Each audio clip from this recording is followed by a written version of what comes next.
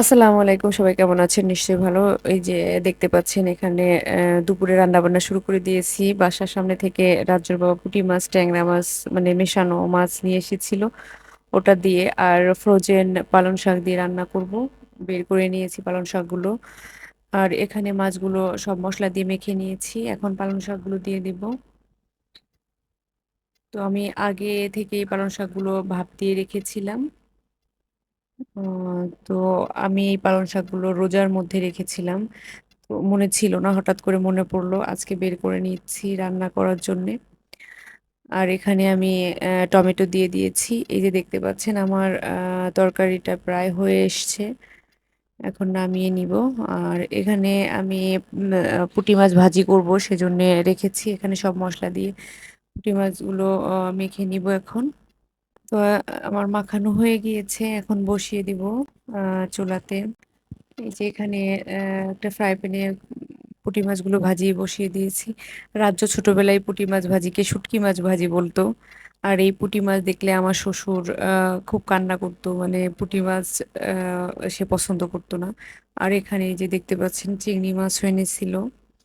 তো আমি চিংড়ি মাছ মানে কাটি না, না কেটেই প্যাকেট করে রেখে দেই, যখন রান্নার সময় হয় তখন কেটে নিই। আর এই যে এখানে দেখতে পাচ্ছেন আর একটা বাটি ভেঙে গিয়েছে। কারণ এই বাটিটা আমি আমার ছোট ছেলে শ্রেষ্ঠকে খাওয়াই, দুধ খাওয়াই। তো ওকে আমি খাওয়ানোর জন্য এনেছি। আহ, বাটিটা আমি সুন্দর করে ধুয়ে পরিষ্কার করতে গিয়েছি, যখন টিস্যু দিয়ে মুছতে গিয়েছি তখনই মানে আমার হাত থেকে কিভাবে যেন পড়ে গেল। আর পড়ে গিয়ে তিনটা টুকরা হয়ে গিয়েছে। আমার এত কষ্ট লেগেছে। বাটিটা আসলেও সুন্দর ছিল, ছোট্ট একটা বাটি, অনেক সুন্দর ছিল দেখতে। তো আমার খুব খারাপ লাগতেছিল, এই জন্য একটু ভিডিও করে আপনাদের সাথে শেয়ার করতেছিলাম আমার খারাপ লাগাটা। তো এই যে দুপুরে খাওয়া দাওয়া শেষ করে ছাদে চলে এসেছি। দেখতে পাচ্ছেন ছাদে সুন্দর একটা ফুল ফুটেছে। আমি অবশ্যই ফুলের নামটা ভুলে গিয়েছি। এটা যেন কি লিলি, মানে এই ধরনের কোনো কিছু হবে। আর এই যে দেখতে পাচ্ছেন বেগুন গাছে আমার বেগুনটা বৃষ্টির পানি পেয়ে পচে গিয়েছে। তো কিছু করার নাই। রেখেছিলাম আবার চারা করবো এই জন্যে। তো মনে হয় না আর চারা হবে।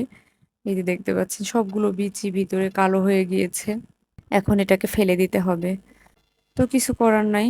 এই যে দেখতে পাচ্ছেন এখানে আমরা চা খাবো, এই জন্য চা রেডি করে নিয়েছি। এখন চা খেয়ে নিব। তো সবাই ভালো থাকবেন। আল্লাহ হাফেজ।